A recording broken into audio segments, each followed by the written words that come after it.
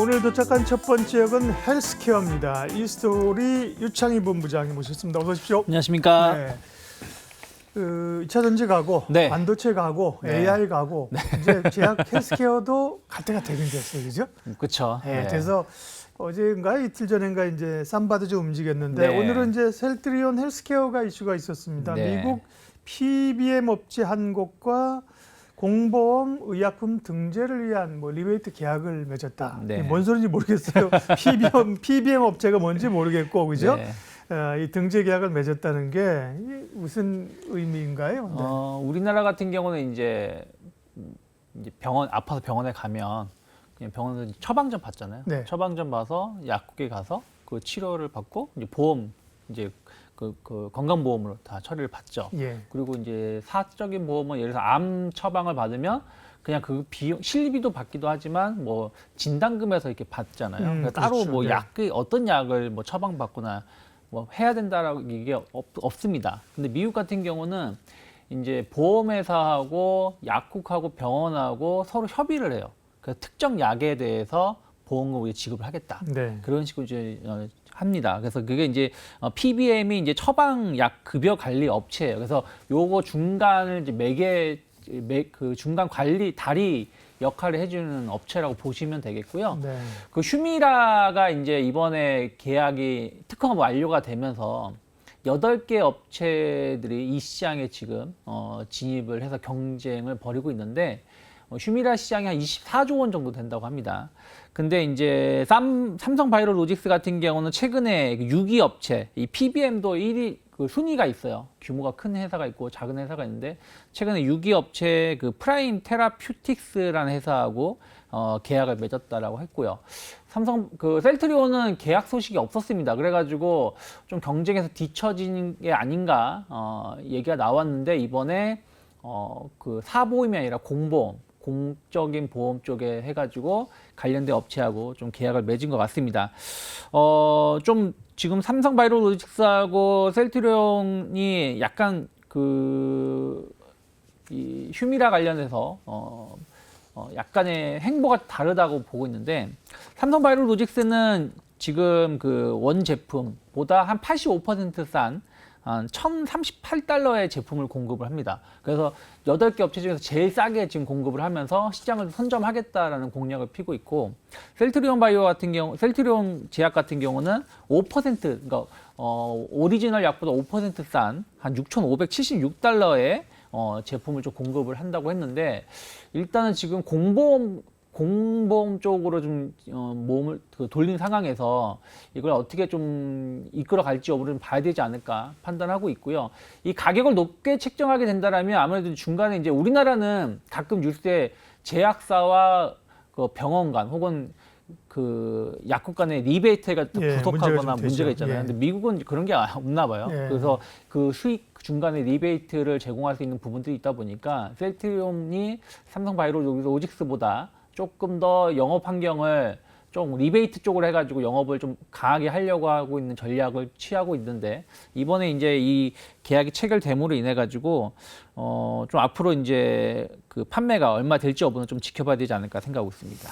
근데 셀트리온 헬스케어는 1.2% 오르는데 그쳤습니다. 셀트리온은 3%고요. 사실 이게 영향력 있는 뉴스만 10% 이상 사실 올라줘야 되는데, 그렇죠. 그러니까 우리가 얘기할 때 어떤 업종 가운데 주도주가 누구냐 얘기할 때 튀어나가는 놈이 주도주다 이렇게 얘기하는데요. 그런 거 보면 셀트리온의 주가 영향력은 조금 작긴 했는데, 근데 이 제약바이오 헬스케어에 대한 관심이 높은데 기본적으로 최근에 대형 업체들의 실적이 좋은 것 같습니다. 네, 뭐 1분기 때도 국내 주요 한 5개사 제약사들의 실적이 나쁘지 않았었습니다. 그리고 2분기에도 지금 발표가 되는 거 보면은 계속해서 좀 좋게 결과가 나오고 있는 것 같습니다. 일단 유한양행 같은 경우가 영업이익이 전년 대비해서 뭐 126% 늘어난 244억을 기록을 했고요.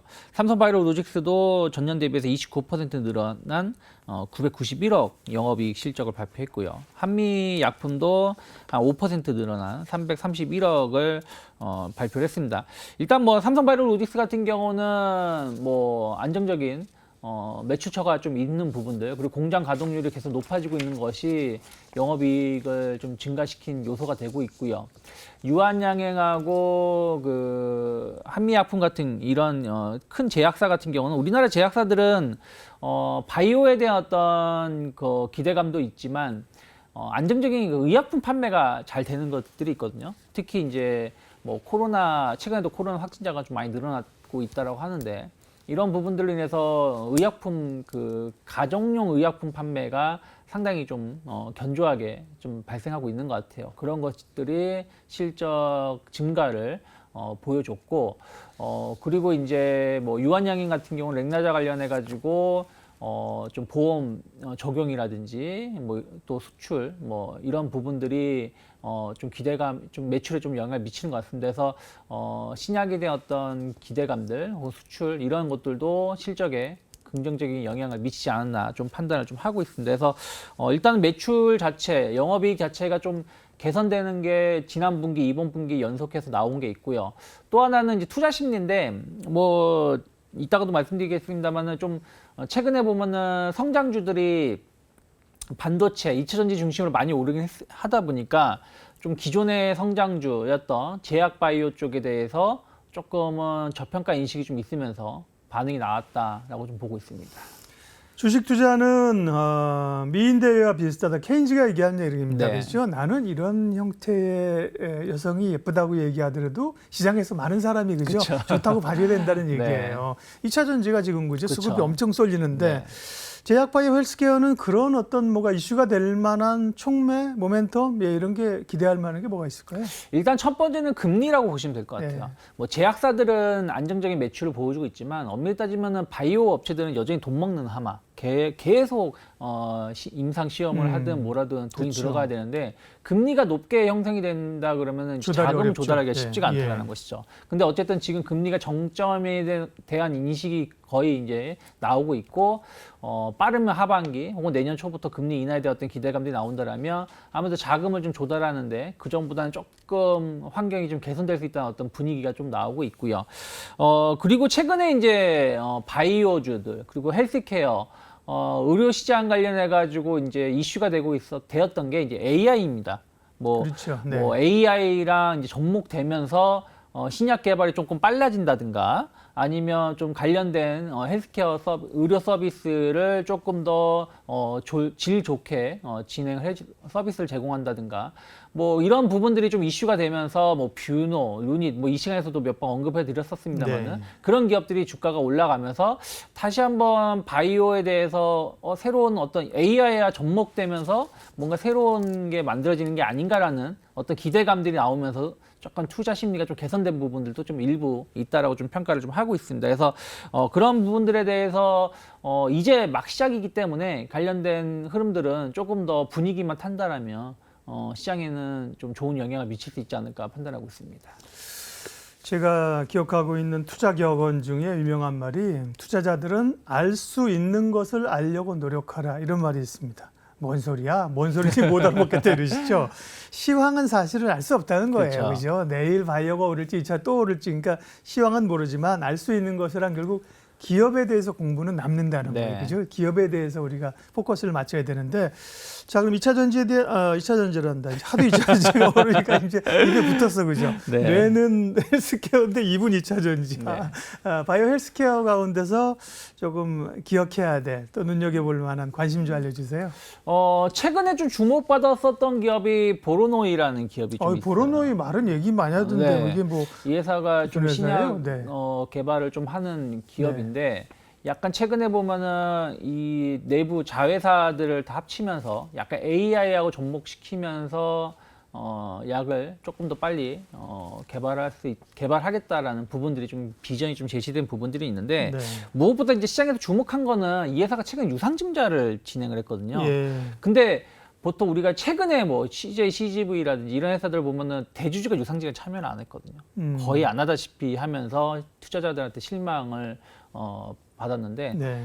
보로노이는 대표가 160억 음. 그 유상증자에 참여하겠다고 했습니다. 그러니까 한마디로 주주들이 봤을 때는 진정성이 있구나. 그렇죠. 진정성이 있고 자신감이 있으니까 그 대표도 증자에 대규모 이게 160억이 적은 돈 아니지 않습니까? 네. 그러니까 참여를 하는구나 해서 그 신뢰감을 좀 준 것 같아요. 그러면서 주가도 약간 우상향 기조를 좀 가고 있습니다. 그래서 오늘 같은 경우도 보면은 저항대를 돌파시키면서 꽤 많은 상승을 했는데 조금 눌림목이 나온다라면 충분히 공략해 볼 수 있지 않을까 생각하고 있고요.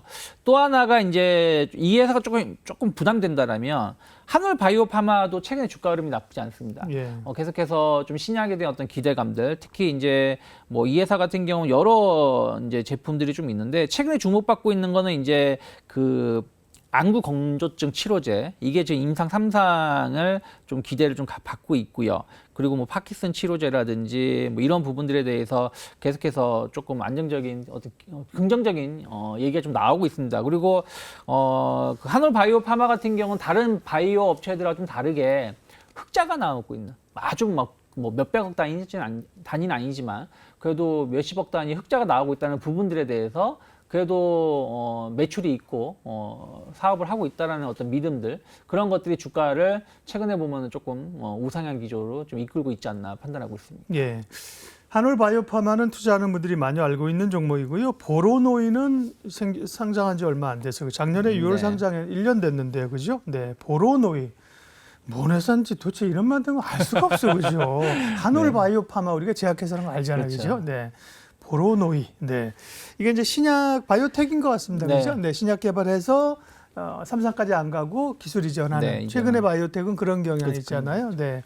보로노이 공부 좀 해보겠습니다. 유창희 본부장님과 함께 헬스케어 관련된 이야기 했고요. 다음 역으로 이동하시죠.